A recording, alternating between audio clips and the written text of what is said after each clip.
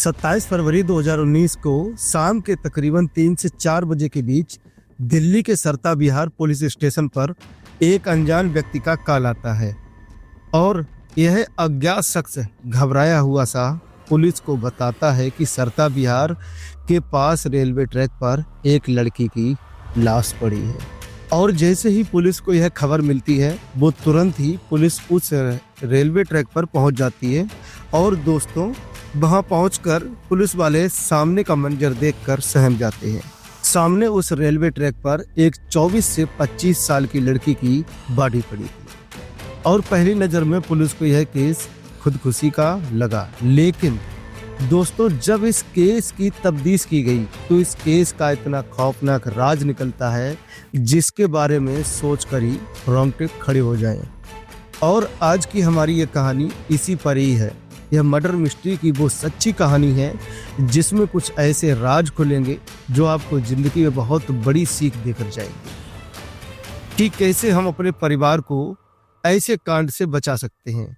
तो आप आखिर तक इस रूह कपा देने वाली कहानी में मेरे साथ बने रहिएगा। और आप चैनल पर पहली बार आए हैं तो इस वीडियो को लाइक करते हुए और चैनल को सब्सक्राइब करके इस वीडियो को पूरा जरूर देखिएगा। और आखिर में कमेंट बॉक्स में अपनी बात जरूर लिखिए। नमस्कार दोस्तों, मैं हूं अजय प्रजापति और आप देख रहे हैं क्राइम बाइस की एक नई कहानी। यह कहानी है दिल्ली के अंबेडकर नगर की। दिल्ली के अंबेडकर नगर में 2019 में 24 साल की सिमरन नाम की एक लड़की रहा करती थी जो दिखने में काफ़ी अच्छी खासी थी और पढ़ाई में भी बेहद होशियार थी। सिमरन सबको हंसकर और बड़े आदर संस्कार से साथ बुलाया करती थी। लेकिन दोस्तों, किसी ने सोचा भी नहीं था कि सिमरन के साथ इतना बड़ा कांड हो जाएगा जिसने उस वक्त दिल्ली ही नहीं बल्कि पूरे भारत को दहला दिया था। दरअसल 25 फरवरी 2019 को सुबह के लगभग 10 बजे सिमरन अपने घर से किसी काम का कहकर निकल जाती है। लेकिन सिमरन ने अपने मम्मी पापा को यह नहीं बताया था कि वह कहाँ जा रही है। उसने बस इतना कहा कि वह कुछ काम से बाहर जा रही है और जल्द ही घर वापस आ जाएगी।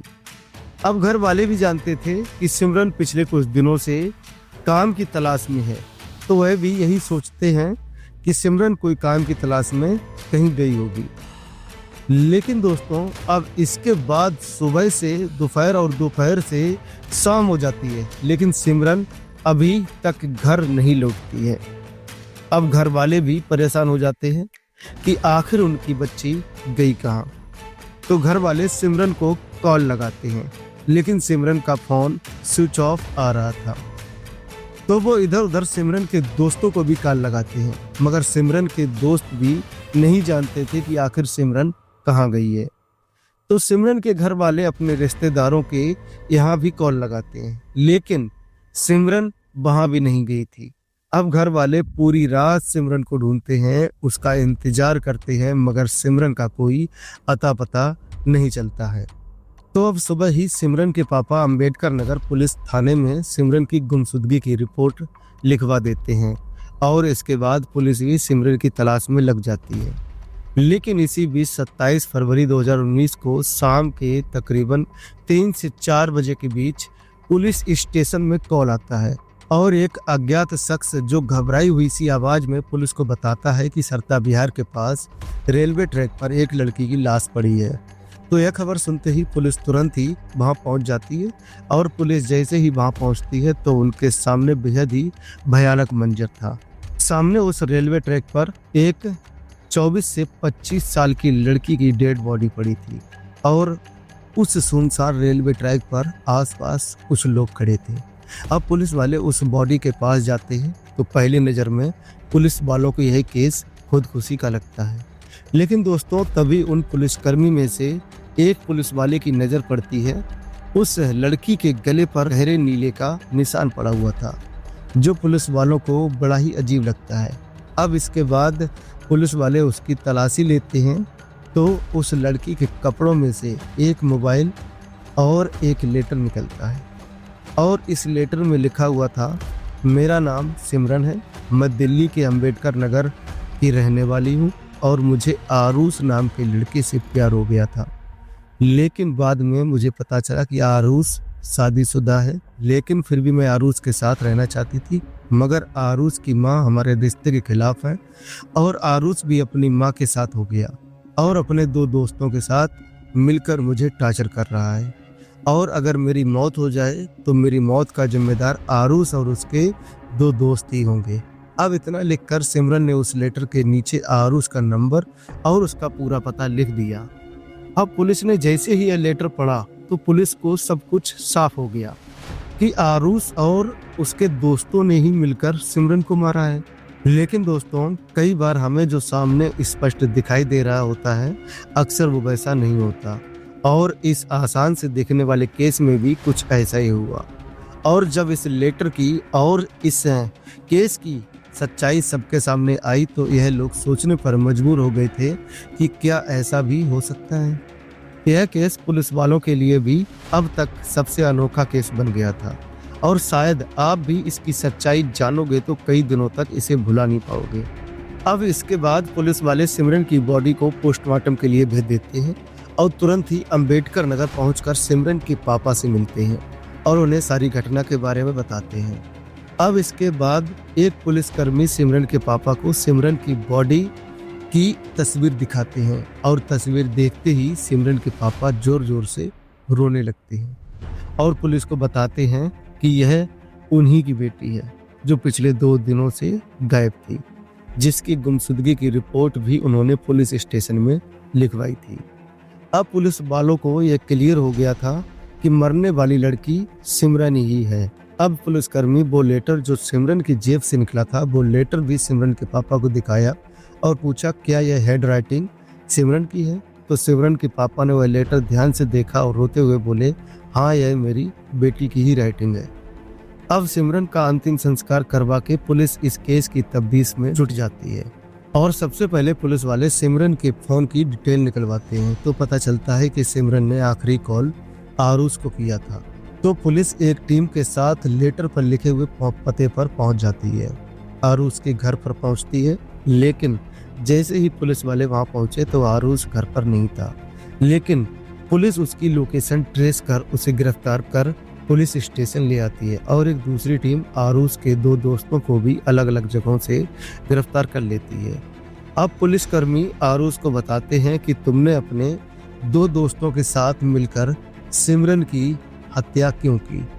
उसे वह लेटर दिखाती है जिसे सिमरन ने लिखा था। लेकिन दोस्तों, जैसे ही आरूस ये लेटर देखता है वैसे ही उस पैरों के नीचे से जमीन खिसक जाती है, उसके होश उड़ जाते हैं। आरूस पुलिस से कहता है कि मैं किसी सिमरन नाम की लड़की को नहीं जानता और यहाँ तक कि मेरे दूर दूर के रिश्तेदारों में भी सिमरन नाम की कोई लड़की नहीं है। प्यार तो दूर, मैं आज तक किसी सिमरन नाम की लड़की से कभी नहीं मिला हूँ। अब आरूस की बात को सुनकर पुलिस को लगा कि आरूस शायद झूठ बोल रहा है, तो पुलिस वाले आरूस से अपने हिसाब से पूछताछ करते हैं। लेकिन अब भी आरूस पर कोई फर्क नहीं पड़ रहा था। आरूस वही बयान दे रहा था जो उसने पहले दिए थे। वह बार बार कह रहा था कि वह सिमरन को नहीं जानता। अब राज उगलवाने के लिए सारे हथकंडे पुलिस ने अपना लिए थे, लेकिन अब भी उन्हें आरूस से कोई जानकारी नहीं मिल रही थी। तो पुलिस को भी लगा कि इस केस की तफ्तीश अलग तरीके से करनी चाहिए।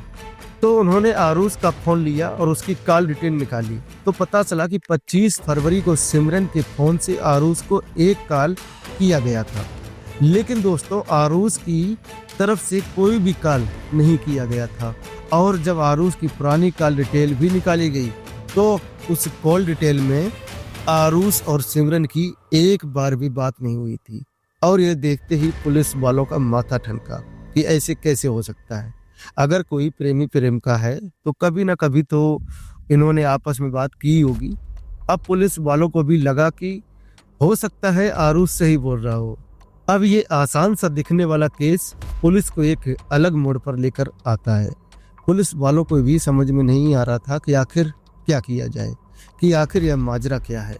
आरूस कह रहा है कि वह सिमरन को नहीं जानता, लेकिन सिमरन ने बाकायदा अपने हाथों से यह लेटर लिखकर अपनी मौत का जिम्मेदार आरूस को ठहराया है।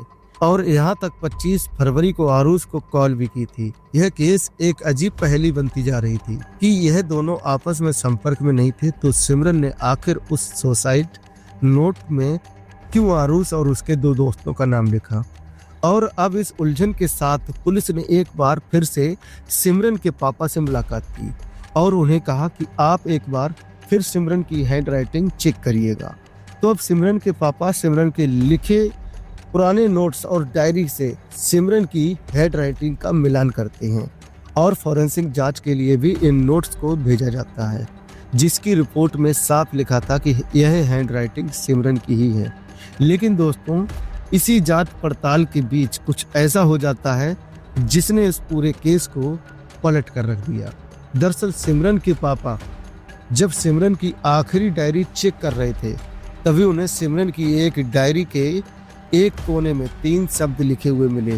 पहला प्रसाद, दूसरा जॉब और तीसरा आगे एक मोबाइल नंबर लिखा हुआ था।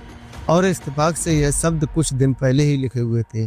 तो अब सिमरन के पापा को थोड़ा अजीब लगा कि आखिर ये प्रसाद जॉब है कौन, इन शब्दों का क्या राज है जिसके नंबर सिमरन ने अपनी डायरी में लिखे थे। अब सिमरन के पापा अपना फोन निकालते हैं और उस नंबर पर तुरंत ही कॉल लगाते हैं और कॉल लग भी जाता है। और जब सामने से एक शख्स कॉल उठाता है तो सिमरन के पापा पूछते हैं कि कौन, प्रसाद बोल रहा है? तो सामने से आवाज आई, हाँ बोल रहा हूँ। तो उन्होंने पूछा कि आपकी सिमरन से बात हुई थी? तो सामने जो व्यक्ति बात कर रहा था वो बोलता है कि हाँ 20 से 25 दिन पहले एक जॉब के सिलसिले में बात हुई थी। अब इतनी बात करके सिमरन के जो पापा हैं वो फ़ोन रख देते हैं। लेकिन दोस्तों, कुछ सेकंड की बात करके सिमरन के पापा नोटिस करते हैं कि जब वह शख्स बात कर रहे थे तो वह घबराया हुआ था, घबराया हुआ था, अब बात कर रहा था। सिमरन का नाम सुनते हुए सहम गया था और बस सिमरन के पापा तुरंत ही पुलिस को कॉल लगाते हैं और यह नंबर पुलिस वालों को देते हैं। अब पुलिस के पास नंबर पहुंचा तो पुलिस वालों ने तुरंत ही इस नंबर की कॉल डिटेल निकलवा ली और कॉल डिटेल निकलने के बाद पुलिस वालों को एक बड़ा ही अहम सुराग मिलता है। दरअसल इस नंबर से 25 फरवरी को सिमरन से बात की गई थी और इससे भी बड़ी बात यह थी कि इस नंबर का लोकेशन 27 फरवरी को उसी रेलवे ट्रैक के पास था जहां से सिमरन की डेड बॉडी मिली थी। और बस अब इतना पता चलते ही प्रसाद नाम की उस शख्स को ट्रेस करके पुलिस गिरफ्तार कर लेती है और उसे थाने ले आती है, जहां से उसे पूछताछ की जाती है। तो प्रसाद बताता है कि उसने सिमरन से बात की थी मगर सिर्फ जॉब के सिलसिले में। लेकिन अब पुलिस को प्रसाद पर पूरा शक था, तो पुलिस बड़ी ही सख्ती से प्रसाद से पूछती है। तो अब प्रसाद टूट जाता है और पुलिस वालों को इस पूरी घटना का राज बताता है, जिसे सुनकर पुलिस वाले भी हिल जाते हैं। दरअसल दोस्तों, कहानी कुछ यूं थी। प्रसाद, जिसका नाम पूरा दिनेश प्रसाद था, वह एक चोरी के केस में पकड़ा गया और इसे तिहाड़ जेल में डाल दिया गया, जहां पर प्रसाद की मुलाकात होती है धनंजय और बंटी नाम के 2 मुजरिमों से। प्रसाद इन दोनों का दोस्त बन जाता है और तीनों की आपस में उस जेल में बातें शेयर होने लगती हैं और तीनों ने अपना पता और अपनी फैमिली के बारे में भी आपस में बातें शेयर की थी। लेकिन दोनों एक दिन बंटी प्रसाद और धनंजय से उसी जेल में लड़ाई कर लेता है और इसी लड़ाई में बंटी प्रसाद और धनंजय की पिटाई कर देता है और इसके बाद दोनों की उसी जेल में दुश्मनी बन जाती है। लेकिन अब कुछ दिनों बाद ही धनंजय और प्रसाद जेल से जमानत पर बाहर आ जाते हैं, लेकिन उसके मन में अभी भी बंटी से बदला लेने की आग जल रही थी। लेकिन बंटी अभी भी जेल में ही था।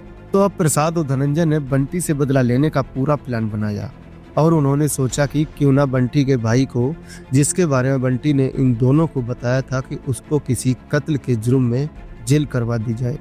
और बस यहीं से इस पूरे मास्टरमाइंड प्लान को बनाया गया। और अब प्रसाद ढूंढने लगा एक ऐसी लड़की को जिसको मारकर उसके कत्ल का इल्जाम बंटी के भाई पर लगा दिया जाए। और दोस्तों, बंटी का भाई और कोई नहीं बल्कि वही आरुष था जिसके बारे में सिमरन ने अपने सुसाइड नोट में लिखा था। अब एक दिन प्रसाद अपने दोस्त से मिलता है और उसी दोस्त से उसे पता चलता है कि अंबेडकर नगर की सिमरन नाम की एक लड़की परेशान है, उसे जॉब की ज़रूरत है। तो बस दोस्तों, अब प्रसाद जो है उसको उसका टारगेट मिल गया था और उसने अपने दोस्त से सिमरन को नंबर भिजवाए और 25 फरवरी के दिन सिमरन को जॉब का लालच देकर एक लोकेशन पर बुलाया, जहां पर प्रसाद और उसके दो दोस्त कार में बैठे सिमरन का इंतजार कर रहे थे। और सिमरन वहां आ जाती है तो वो सिमरन को सरता बिहार में एक फ्लैट में ले जाते हैं, जहां पर 2 दिन तक इन दरिंदों ने एक मासूम बेकसूर लड़की के साथ बड़ी ही बेरहमी से रेप किया और उसे डरा धमका कर उसे गन पॉइंट करके एक लेटर लिखवाया, जिससे कि वो आरूस को फंसा सके। अब जैसे ही सिमरन ने वो लेटर लिखा, वैसे ही प्रसाद सिमरन का गला दबा देता है और उस बेकसूर लड़की की मौके पर ही मौत हो जाती है। और इसके बाद ये तीनों मिलकर 27 फरवरी 2019 को सिमरन को सरता बिहार रेलवे ट्रैक पर फेंक देते हैं। लेकिन दोस्तों, कातिल कितना भी शातिर क्यों ना हो, आखिरकार वह पकड़ा ही जाता है। और यही इन दरिंदों के साथ हुआ जो आज तिहाड़ जेल में अपने किए गए गुनाहों की सजा काट रहे हैं, जिन्होंने लाचार बेगुनाह सिमरन के साथ 2 दिनों तक इतनी बड़ी दरिंदगी दिखाई, जिसके बारे में सोचकर ही रोंगटे खड़े हो जाएं कि आखिर हमारी दुनिया में ऐसे वैसी दरिंदे घूम रहे हैं जो ऐसा भी काम कर सकते हैं। तो दोस्तों, आप इस वीडियो से सीख लेने की कोशिश जरूर कीजिएगा कि कैसे हम ऐसे लोगों से अपने परिवार, दोस्तों और जानकार लोगों को बचा सकते हैं।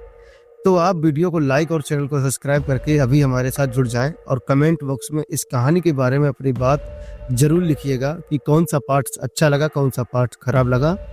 मैं अजय प्रजापति मिलता हूं जल्द एक नई कहानी के साथ, नई वारदात के साथ। तब तक के लिए आप सतर्क रहिए, सावधान रहिए और सुरक्षित रहिए। अपना व अपनों का ख्याल रखिए। नमस्कार, जय हिंद, जय भारत।